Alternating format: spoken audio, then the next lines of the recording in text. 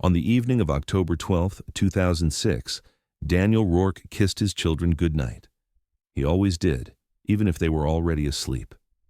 Ava was 12. Ben had just turned 10.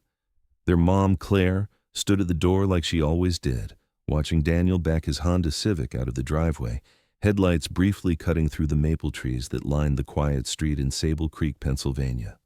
It was an ordinary Thursday. Daniel had worked at McBride Metalworks for over 15 years. A dependable man. He ran maintenance on Line 3, the aluminum press that screamed like a dying animal when the gears misaligned. His shifts were overnight, 10 to 6, hard work, dangerous at times. But Daniel never complained, not once. He clocked in at 10:03 p.m. that night, a minute late, nothing unusual. Security footage shows him entering through the rear door, steel lunchbox in one hand, thermos clipped to his belt. That was the last time anyone ever saw him. The next morning, Claire called the factory when Daniel hadn't come home. At first, no one seemed concerned. Shift changes were chaotic. People forgot to clock out all the time. Maybe he'd gone out for a beer with the guys. Maybe he'd worked late. She waited another hour, then another. By noon, she was at the police station with her children sitting on a plastic bench outside the office. Claire kept saying the same thing. He wouldn't just leave. Not like that. Not without calling. By the afternoon, 2 patrol officers were walking through the cold gray corridors of McBride Metalworks with clipboards and flashlights. Daniel's car was still in the lot, parked in the same spot he always used, tucked beneath a flickering pole light. His locker hadn't been touched. His wallet was inside. House keys, cell phone battery dead, lunch uneaten. The log sheet showed him taking his break at 11:15 p.m., which was a little early for him, but not unheard of. A co-worker named Luis Mendez remembered seeing him in the break room, quietly eating a sandwich and reading the back of a cereal box like he always did. And then, nothing. There were no security cameras inside the plant itself, just one at the back entrance and another at the front, both pointing out toward the parking lot. Neither recorded Daniel leaving. No one remembered hearing a struggle. No one recalled any argument. No strange vehicles. No signs of blood. It was as if he had evaporated into the concrete. The first theory was the one no one wanted to believe, that Daniel had taken his own life. A quiet disappearance. A man who'd had enough and walked into the woods. But that theory collapsed quickly. He had no known history of depression, no financial troubles, no unusual behavior. The family's bank accounts were untouched. His last phone call had been to Claire around 7:30 that evening, just confirming they were out of milk and he'd grab some in the morning. That was it. Mundane, normal, unremarkable. Detectives brought in search dogs. They scoured the woods behind the factory, the drainage ditches, the abandoned lot near the railroad tracks. Nothing. Volunteers combed the area on foot. They found old beer cans, rusted tools, and a burnt mattress, but no sign of Daniel. Within a week, the media caught wind of the case. A respected family man vanishes without a trace during his shift? It made local headlines. For a while, people cared. News vans parked across from the factory gates. Rumors spread. Some said he had run off with another woman. Others said he had gambling debts. One person claimed to have seen him at a Greyhound station in Pittsburgh. That turned out to be a different man entirely. But behind the gossip was a growing, quiet terror. Daniel Rourke was a normal man, a man who lived simply, who came home after work, who mowed the lawn every Saturday and coached his son's Little League team. If someone like him could disappear so completely, what did that mean for the rest of them? Ava and Ben didn't understand at first. They kept asking when Dad would be home. Claire did her best. She kept their routines. She left the porch light on. But she knew something was broken. There were nights when she would sit in the car after dropping them at school, gripping the steering wheel until her hands went numb, trying to figure out where he could be. The factory, the river, the woods. Over and over, she turned the possibilities into pages in a book with no ending. The police filed it as a missing person. There was no evidence of a crime. Nobody. No suspect. No motive. Technically, Daniel could have just walked away, but anyone who knew him, even casually, agreed. He would never leave his kids, not by choice, not without saying goodbye. As the months dragged on, the case grew colder. Leads dried up, search efforts ended. McBride Metalworks resumed operations. A new maintenance guy took over Line 3. Someone else started using Daniel's locker. Eventually, even the security tapes were recycled, recorded over by more ordinary nights. More men clocking in, more men clocking out. But for the Rourke family, time didn't move forward. It just circled the same wound, the same question. Where did Daniel go that night, and why did no one see him leave? The official timeline, once put together by investigators, left more questions than answers. According to time cards, Daniel Rourke had clocked in at 10:03 p.m. For the first hour, nothing unusual was reported. He was seen passing through the machine shop, checked a misaligned motor belt on Line 3, and logged a brief entry in the repair ledger. Then, at 11:15 p.m., 45 minutes earlier than usual, he took his break. That deviation, though minor on paper, stood out to those who knew him. Daniel kept routines like a metronome. Coffee at 9:45, break at 1, second inspection at 3:30. Always. That night, he broke that rhythm. Luis Mendez, a welder on swing shift, was the last known person to see him. He remembered. Daniel sitting alone in the break room, his lunchbox open, sandwich half-eaten, eyes glued to an old paperback novel. Luis didn't recall anything odd, except that Daniel didn't speak much that night, more quiet than usual. He assumed maybe he was tired or had something on his mind. Within 15 minutes, Luis had left to prepare for another weld run. When he returned at 12:10 a.m., Daniel was gone. His lunch sat untouched. The book is still open on the table. By the time police arrived the next day, the scene was cold. Daniel's locker hadn't been disturbed. His wallet and keys were still there, along with his work gloves and a half-used tube of arthritis cream. His ID badge still hung from the hook.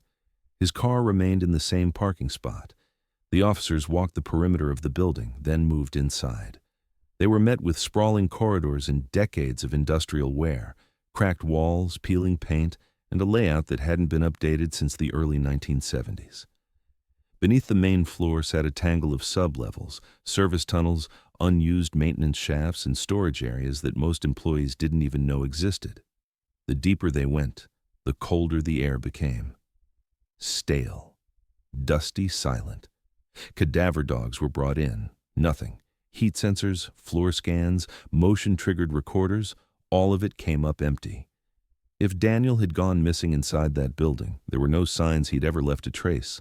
The factory's management at McBride Metalworks offered their full cooperation, or so they claimed. They handed over time logs, blueprints, and safety inspection reports.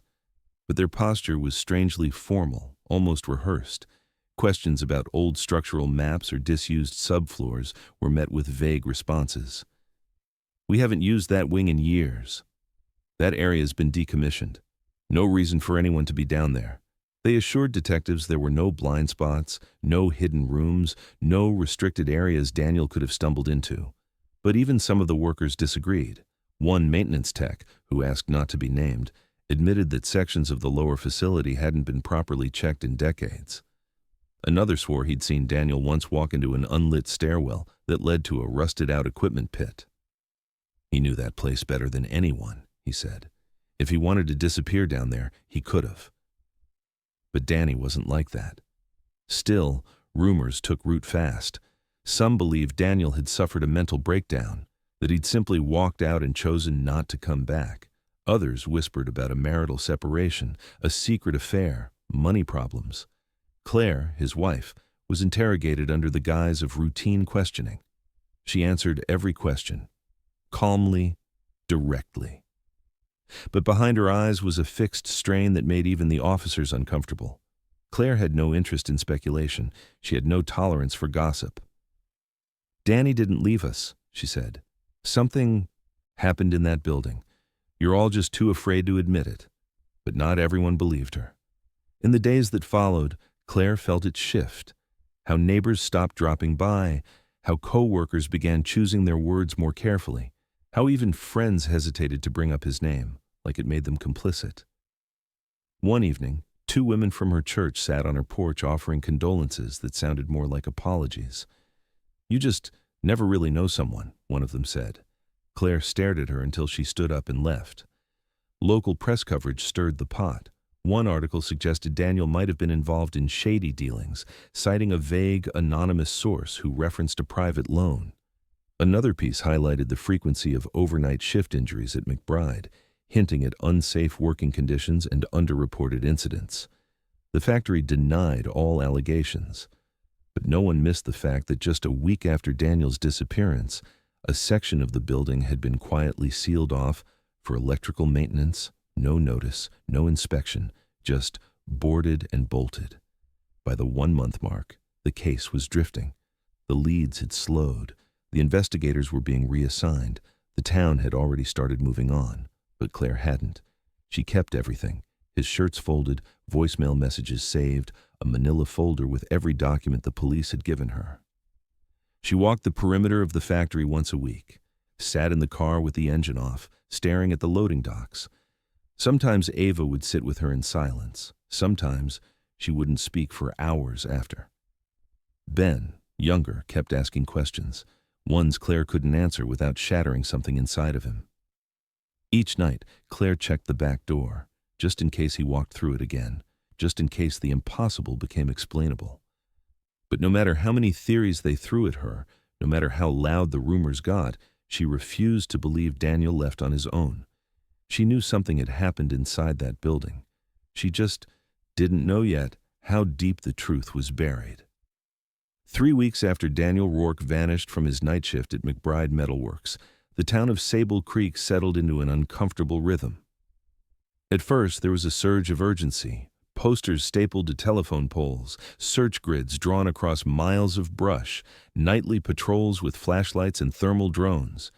But when nothing surfaced, that urgency gave way to something colder, something quieter, the kind of silence that creeps in when people run out of things to say. Detectives reviewed every minute of Daniel's life. Phone records showed no outgoing calls past 7:38 p.m. the night he disappeared.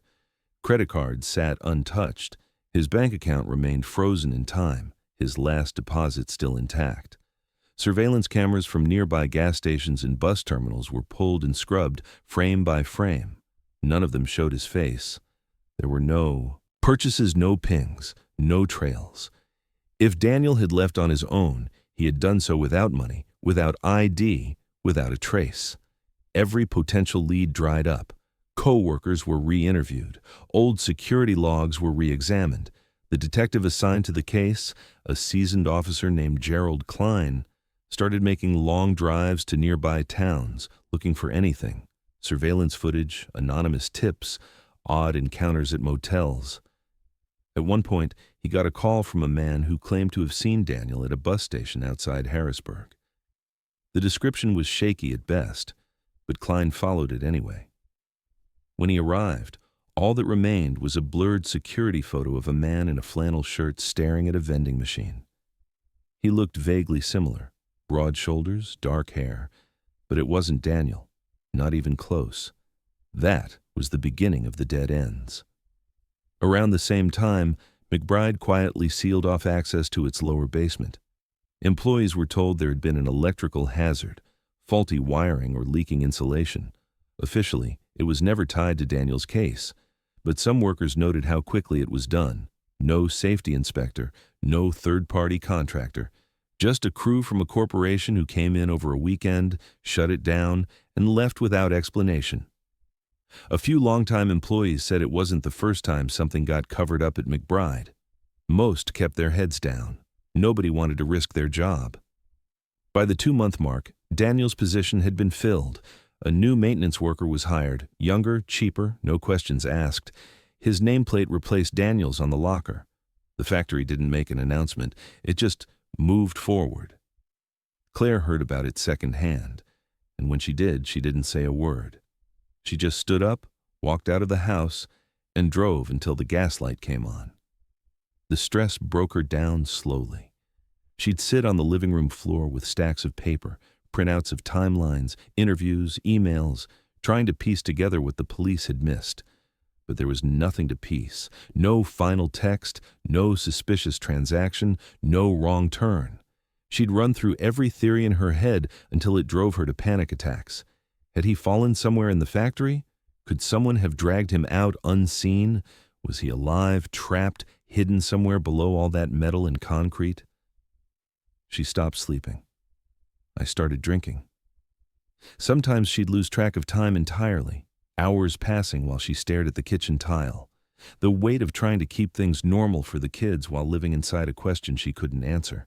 It cracked her. Ava and Ben did their best to stay grounded, but they felt it too. In the mornings, Ava would pack her own lunch before school without being asked. Ben barely spoke at all. He kept a Polaroid of Daniel folded in his pencil case, the corners torn and creased from the way he'd open and close it during class. One day, he asked his mom if ghosts could get locked in buildings. Claire couldn't answer him. 5 months after the disappearance, Claire made the decision. She packed up the house, sold off what she could, and moved the family 3 hours away to live with her sister. She said it was for the kids. But deep down, it was because she couldn't walk past that factory anymore.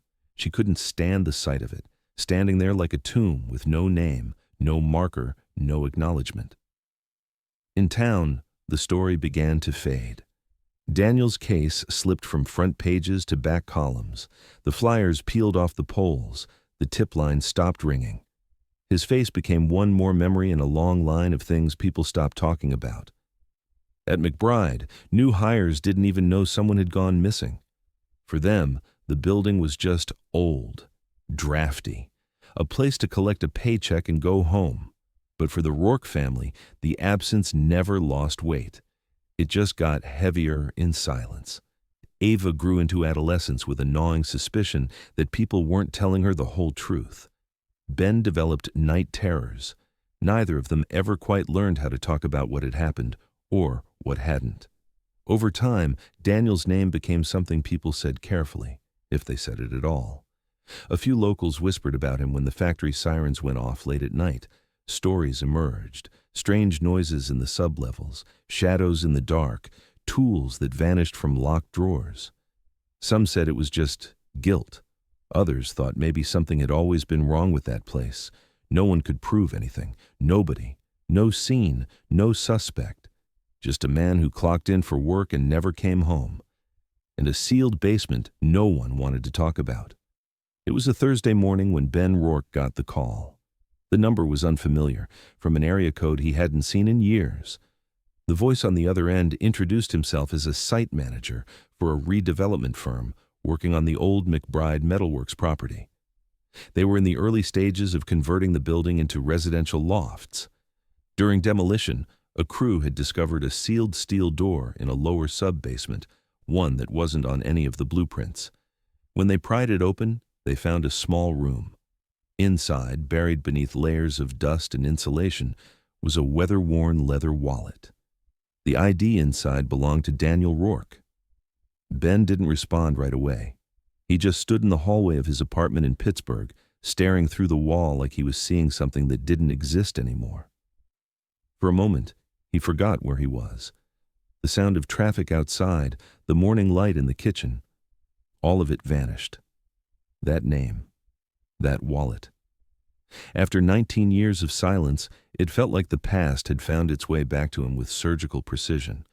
He hadn't set foot in Sable Creek since he was 14. By the time he drove into town 2 days later, the old factory was surrounded by orange fencing and heavy machinery. The rusted metal letters that once spelled McBride Metalworks had already been taken down. The new owners were eager to repurpose the space into something modern, profitable. They hadn't expected it to become a crime scene. Ben was escorted by 2 officers and a forensic investigator. They explained that after discovering the wallet, the crew had stopped all work.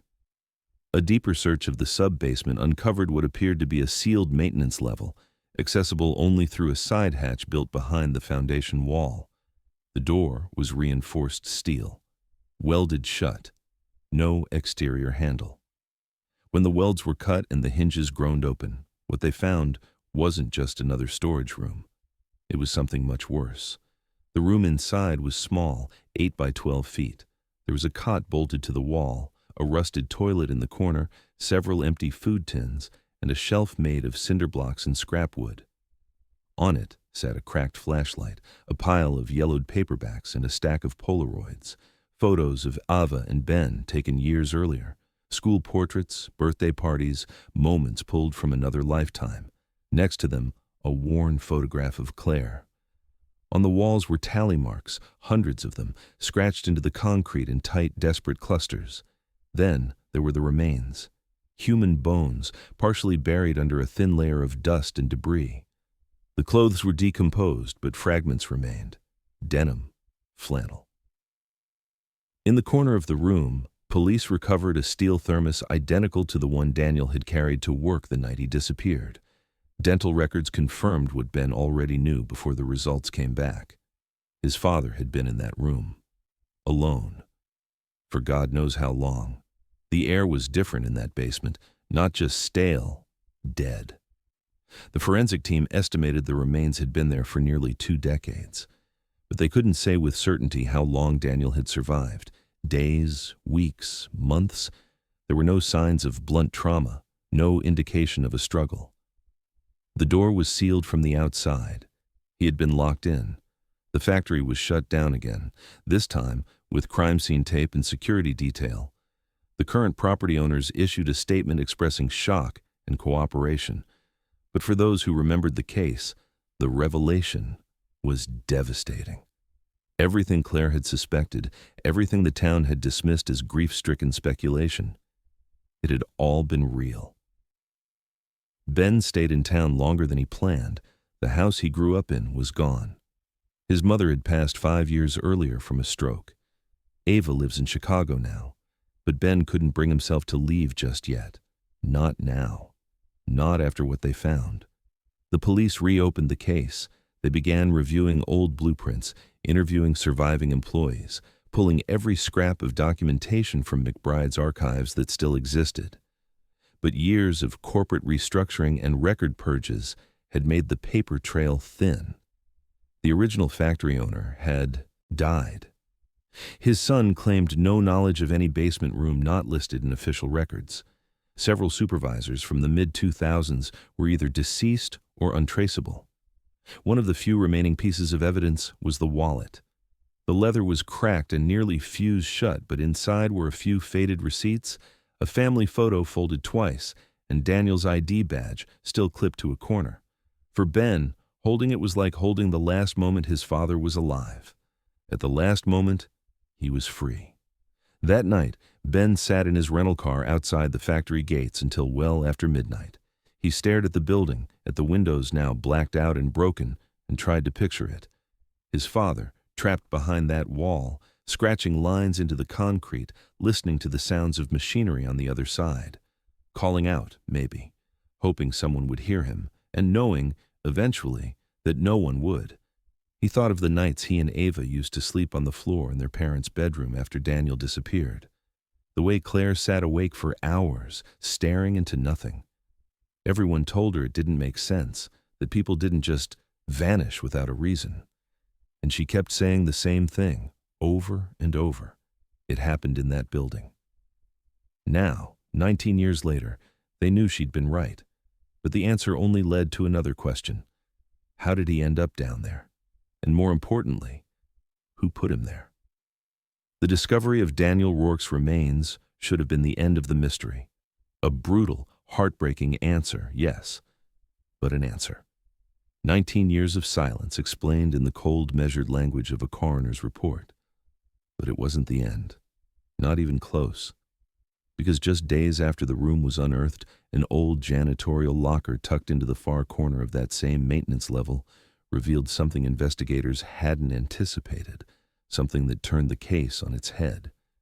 It started with a blueprint, not one from the company's archives, but a hand-drawn sketch found inside a dusty storage locker in the factory's central maintenance room.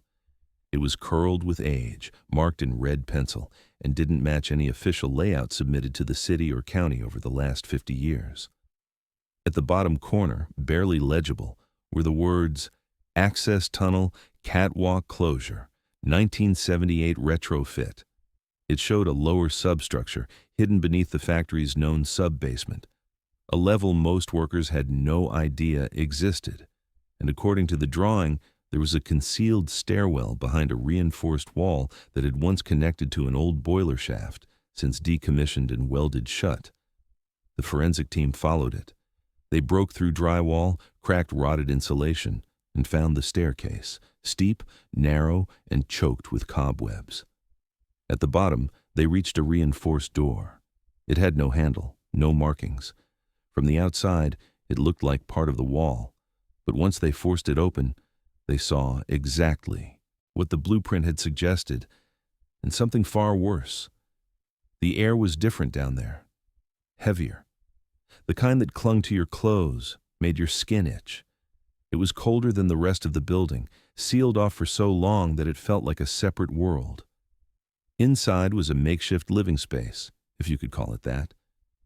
A metal cot bolted to the floor, several rusted food cans stacked in the corner, a blanket stiff with time and dust, a single portable toilet, no plumbing, no light fixtures except for one broken bulb that had long since stopped working.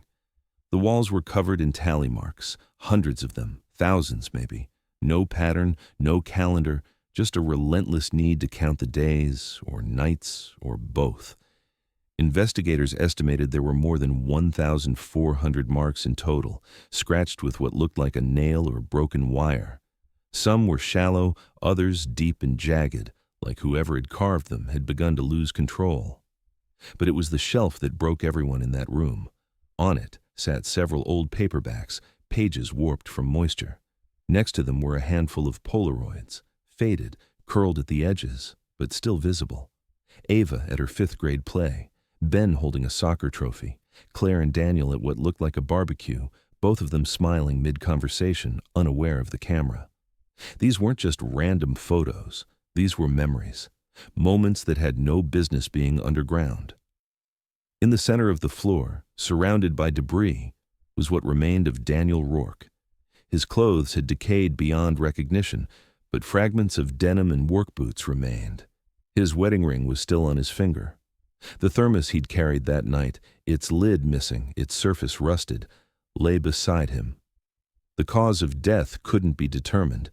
There were no fractures, no signs of trauma, no indication that anyone had entered after the door was sealed, which meant only one thing. Daniel had died in that room, alone, forgotten, and worst of all, possibly waiting for help that never came. As the team began to process the space, they noticed a narrow crawl space behind a panel in the wall. Inside was a rusted, dented locker. The door barely opened, but when it did, it revealed something unexpected. An ID badge, factory issued, not Daniel's. It belonged to a different employee, a name that hadn't come up in years. Gordon Hale. Gordon had been a shift supervisor at McBride Metalworks in 2006. He was 52 at the time, a man with a reputation for being quiet, blunt, and extremely private.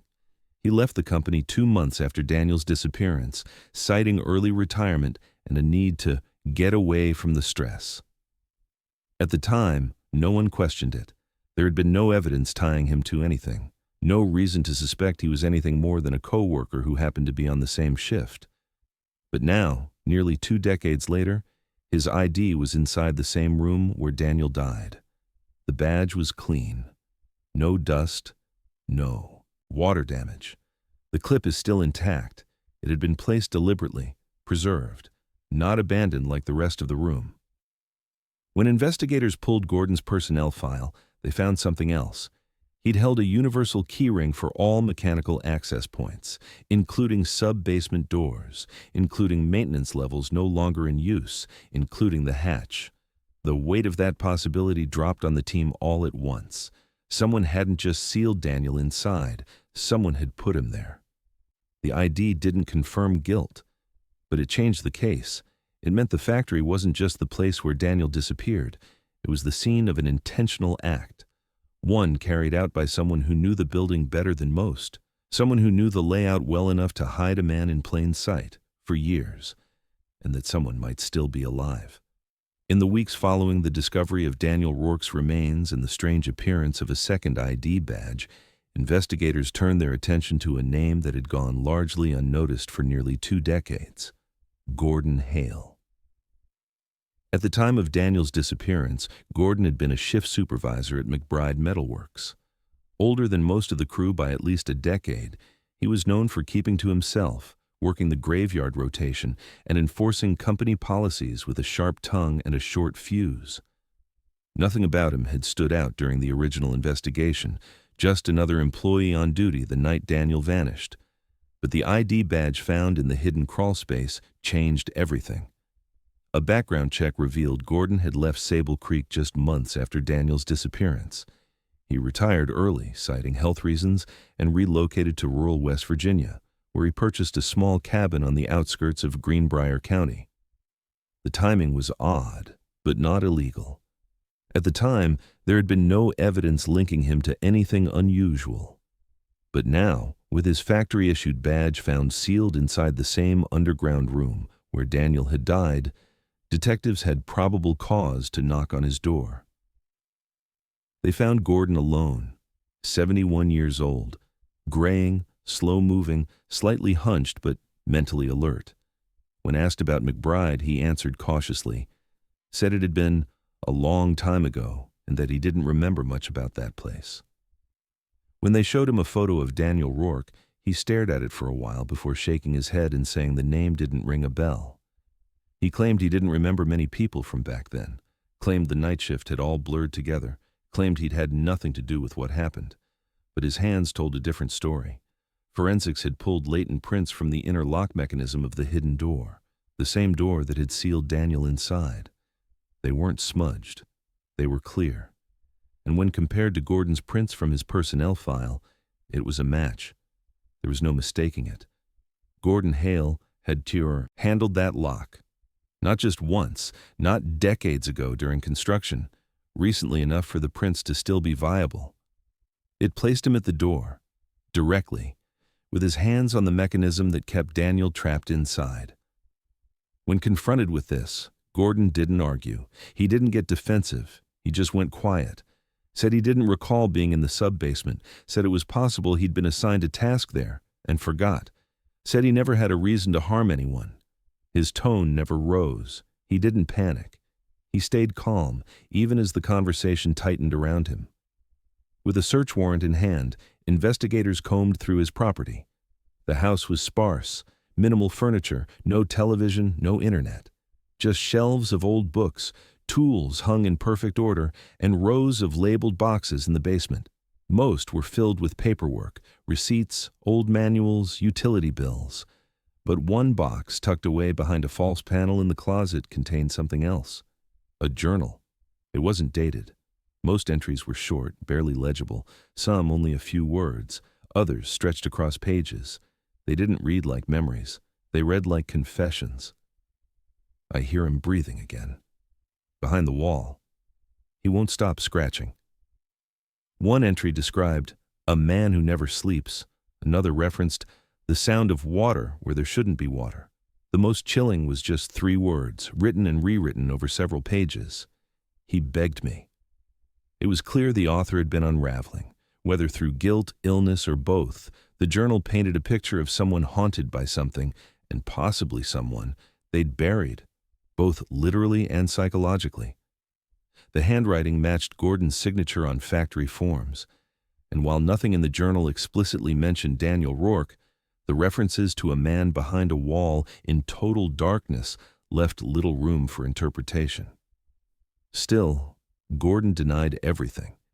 He said the journal was fiction, a private project, stories he'd made up over the years to pass the time. He insisted that he hadn't seen Daniel that night, that he didn't even remember him, that any connection between the ID badge and the hidden room was purely coincidental. But the pieces didn't align. The fingerprint on the lock, the journal entries, the timing of his retirement, his access to master keys, His disciplinary file from McBride, which, when finally retrieved from deep corporate storage, included multiple complaints from co-workers alleging verbal threats, explosive outbursts, and at least one physical altercation that was quietly settled and removed from his official record. None of it was enough to convict, but all of it was enough to ask one terrible question. If Gordon Hale hadn't locked that door, who had? And if he had, what pushed him to do it? Investigators submitted their findings to the county prosecutor, but without a confession or new physical evidence. Linking Gordon directly to the act of imprisonment or murder, there was no basis for formal charges. The journal was considered circumstantial, the badge explainable. The fingerprints are damning, but not definitive enough to prove intent. Gordon was released. He returned to his cabin in West Virginia, where neighbors say he rarely left the property. He refused all interviews, refused to speak with the Rourke family, and never mentioned the factory again. But one thing lingered in the minds of everyone who worked the case. Why did a man who claimed not to remember Daniel Rourke write page after page about a man in the dark? The journal recovered from Gordon Hale's closet wasn't neatly dated. It offered no titles, no context, and in many places, no sense of time. Some entries spanned half a page in clean, deliberate script. Others were short bursts, scratched in slanted handwriting that trailed off mid-sentence or repeated the same phrases over and over, like a mind stuck in a loop. At first glance, it looked like the work of a man slowly unraveling. But as investigators dug in, a disturbing pattern emerged.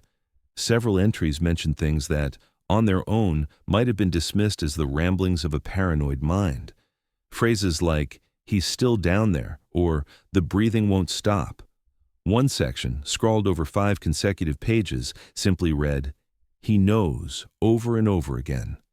But woven between the fragmented thoughts were direct references, some subtle, some unmistakable, to Daniel Rourke. A handful of entries referenced "the man who wouldn't leave," or "the one who stayed after shift." One, written in shakier handwriting, read, "He begged me not to close the door." That line stopped everyone who read it. It wasn't a metaphor. It wasn't fiction. It was detailed, specific, painful, real. Investigators matched the entry's placement with a rough timeline of the journal, estimating it had been written within weeks of Daniel's disappearance. Another note described a recurring sound, footsteps echoing in the concrete halls below the floorboards. Then came a more direct phrase. "I told him it wasn't personal." Psychological experts were brought in to review the journal. Some concluded that Gordon Hale might be suffering from a late-onset neurodegenerative condition, possibly early-stage dementia or a form of dissociative disorder.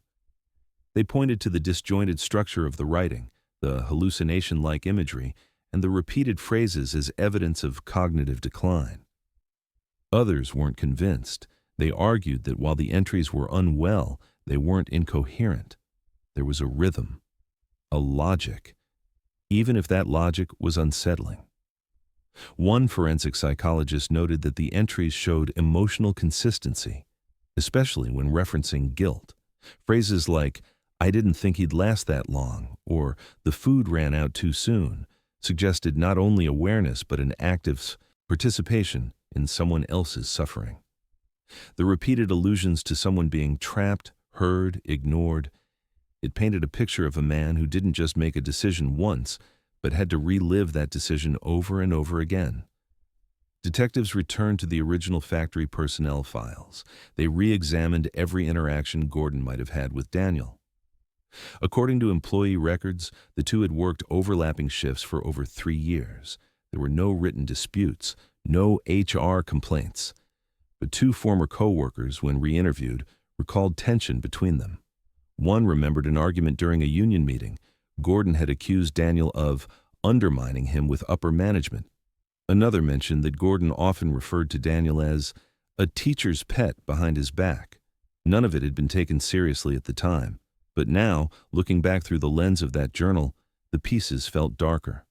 The lack of motive had always been the barrier. Daniel wasn't the type to provoke. He didn't have enemies.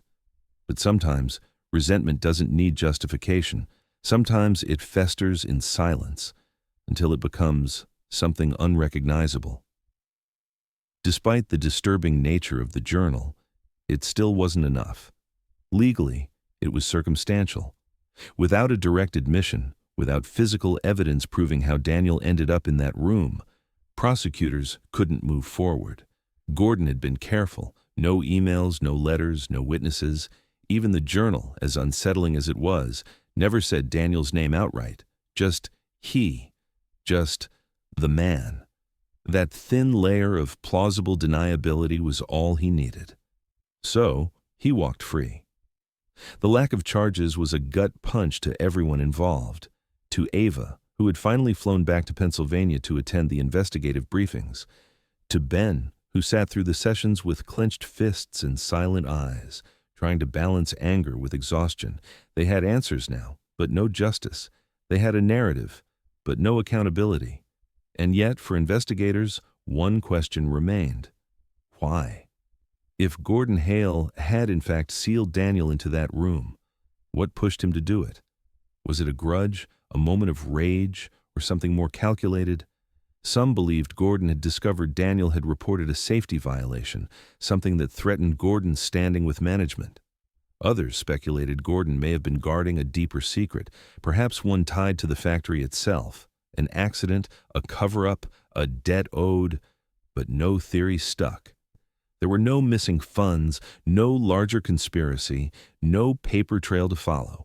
Just a man who vanished, and another who may have buried him out of resentment that no one had seen coming. Despite public pressure, no further charges were filed. Gordon refused all interviews. He lived out his days behind locked doors, the journal never far from reach. As for Daniel, his remains were finally laid to rest in a quiet cemetery on the outskirts of Sable Creek. The service was small. No press, just family and a few friends who hadn't let the memory fade. In the days that followed, Ben sat alone with the journal, copy in hand, reading every word until the pages blurred. He kept coming back to one line, one he hadn't seen mentioned in the reports. It was written at the very bottom of a torn-out page, almost as an afterthought. He stopped calling for help after the fourth night. Ben never told anyone about that line. He just closed the book and waited to see what else the factory still hadn't given up. The discovery of the hidden room and Gordon Hale's journal had brought the Rourke family closer to the truth than anyone ever thought possible. But for Ben and Ava, there were still too many unanswered questions. How had no one found that room sooner? Why had their father been taken there in the first place? And what had he tried to do before dying in silence, buried under concrete and routine indifference? The police investigation had stalled. No charges had been filed, but the siblings weren't ready to let it go. Not yet. Ben made the request personally. He contacted the lead investigator and asked for temporary access to their father's belongings, what little had been recovered from that underground cell. Most of it was deteriorated, damaged by time, moisture, and neglect. But a few items had been boxed and preserved. His father's thermos, a wallet, some books, a bundle of Polaroids, and a flashlight. Heavy, metal-cased, standard issue for factory maintenance workers at the time. It didn't work. The lens was cracked, but something about it felt off. When Ben picked it up, it rattled. Ava helped him unscrew the back. Inside the hollowed-out chamber, wrapped in a piece of deteriorated plastic, was a tightly rolled strip of paper. It looked like a torn section from a blueprint, hand-drawn, smudged, faded, but still legible. It depicted the sub-basement of McBride Metalworks, not the official layout. This was rougher, coded. Narrow corridors, unlabeled hatches and ventilation shafts. The kind of map only someone who had walked those dark spaces would know how to make. Red ink trailed through a sequence of tunnels and stairwells, ending at one cryptic instruction. 12 steps past the drain. They brought it to the police immediately. At first, the lead detective was skeptical. After nearly 2 decades of evidence gathering, this looked like nothing more than a paranoid scrawl. But the team had already learned that nothing at McBride could be dismissed. They returned to the site the next morning, guided by the map, retracing the path that Daniel had drawn. It led to a narrow corridor beneath the main boiler room, a section long since condemned. There, exactly as marked, was an old floor drain, barely visible now under a layer of rusted grating and debris. They counted 12 steps. At the 12th, one of the forensic techs tapped his boot against a hollow panel in the concrete wall. A small, square vent. When removed, it revealed a crawl space, just wide enough for a person to squeeze through. Inside, behind a lattice of dust-coated pipes, they found a rusted cabinet. It was sealed shut with 2 corroded locks. After prying it open, what spilled out wasn't tools or schematics. It was a cache of magnetic tapes, surveillance footage, dozens of them, all unlabeled, all stored inside that hidden compartment, untouched for years. It took days to go through them. Most were standard: timestamps, rotating shift changes, low-resolution footage of forklift runs and employee breaks. But then they found it. A tape dated October 12, 2006, the night Daniel disappeared. The footage was grainy, flickering, but intact. It showed the hallway just outside the hatch to the concealed maintenance level. For the first several minutes, nothing happens. The corridor is dimly lit, empty. Then, a figure appears. The image is too dark to identify a face, but the outline is clear. Male, tall, wearing a factory-issued jacket. He stands still for a moment, looking at the door. Then he moves toward it. A brief glint reflects off something in his hand. A key. The figure opens the hatch, steps inside for approximately 20 seconds, then exits and locks it from the outside. He walks out of frame, and that's when the screen cuts to black. No static, no time jump, just an abrupt end. When technicians reviewed the digital conversion, they confirmed what investigators feared.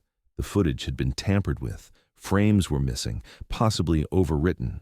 The internal time code skipped forward by 12 seconds in the final segment, just enough time for something important to vanish. The police brought Gordon Hale in again. He denied ever knowing about the tapes, saying he had no idea the crawl space even existed. When shown stills from the footage, he refused to confirm or deny if it was him. His lawyer argued the tape was too degraded to be admissible anyway. And with no clear image, no timestamp continuity, and no record of who accessed the security system in 2006, the prosecution was still stuck. But for Ben and Ava, the tape changed everything. This wasn't just neglect. This wasn't an accident. Someone had gone through effort to bury what happened. Someone had taken the time to move that footage out of rotation, to hide it behind a false wall, and then erase the final seconds that might have shown Daniel's final moments of freedom. It confirmed what Claire had always believed, that Daniel hadn't vanished. He'd been hidden.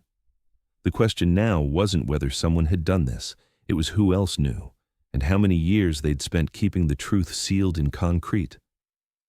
After the discovery of the surveillance tape and the abrupt blackout that ended it, momentum shifted again. The developers who had planned to convert McBride Metalworks into upscale lofts abruptly halted the project. Not because of public outcry, though there was plenty, but because the site had officially been designated a crime scene. The idea of marketing luxury housing above what now appeared to be the remnants of a decades-long cover-up was, at best, untenable. At worst, a public relations disaster. Investigators widened their scope. Daniel Rourke's death, while now partially understood, no longer seemed like an isolated tragedy. Something about the design of the factory, the crawl spaces, the sealed hatch, the forgotten maintenance tunnels, didn't make sense. Why build rooms that no one could access? Why hide corridors behind false walls? The answer came, as it often does in these cases, from someone who'd kept quiet too long. His name was Len Caro. He was 73, a retired electrician who had worked at McBride for over 30 years.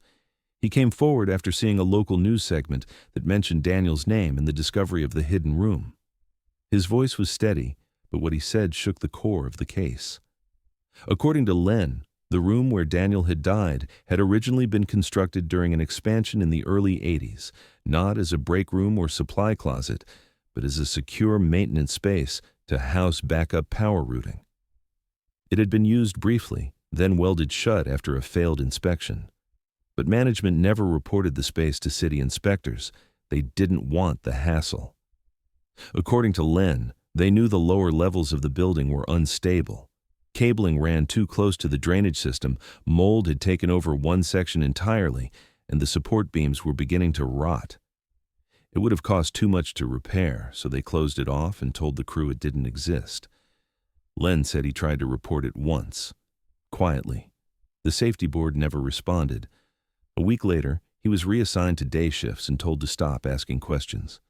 But that wasn't all. When asked if Daniel's death was the first time something like this had happened, Len paused. Then he said no. He remembered two names, men who had gone missing during the 1980s while working third shift. One was a forklift operator named Caleb Price, the other, a mechanic named Joseph Marin. Both had vanished under what Len described as uncertain circumstances. Both cases were investigated at the time but quietly dropped after no evidence turned up. Caleb's car was found abandoned in the lot. Joseph's locker still had his boots and lunch.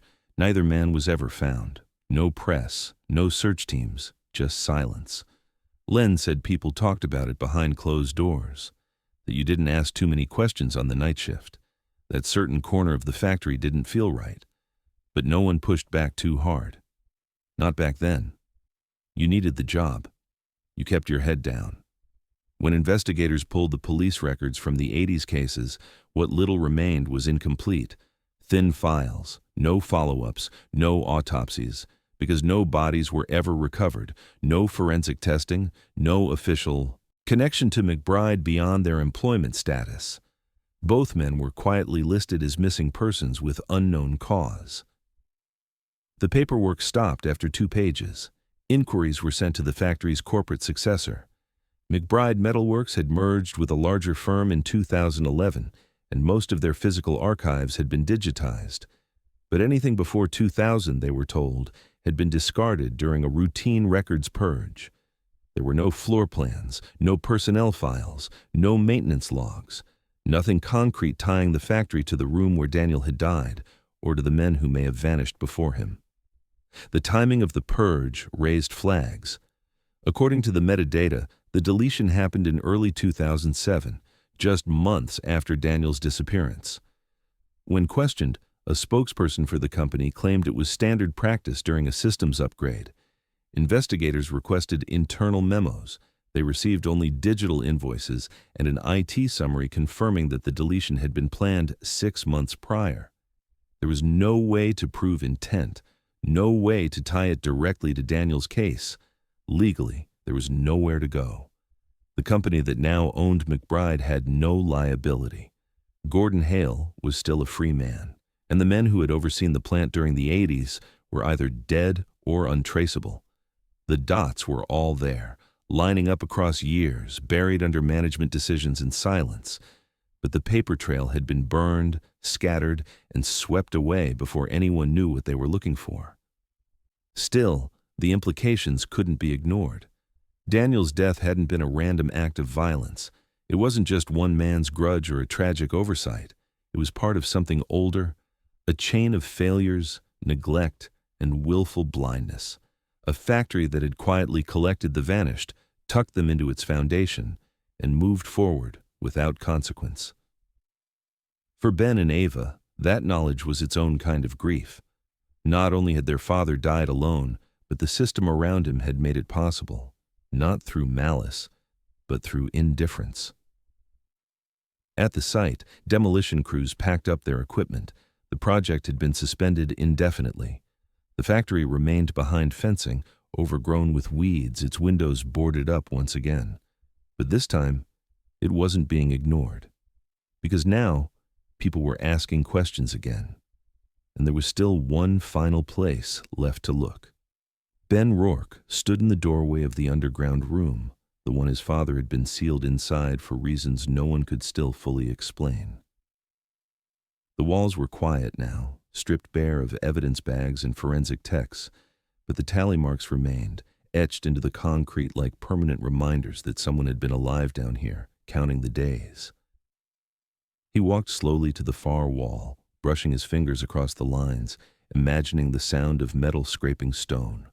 Over 1,000 marks, and no one ever heard him. He sat in the corner, where the cot used to be, and pulled out his phone. There wasn't a script, just a thought he hadn't been able to shake since the moment they opened that hatch. He hit record, speaking softly, as if someone else might still be listening. He told his children, someday, when they were old enough to ask about the grandfather they never met, that Daniel hadn't left them, that he had tried every day to get back, that he never gave up. He just ran out of time.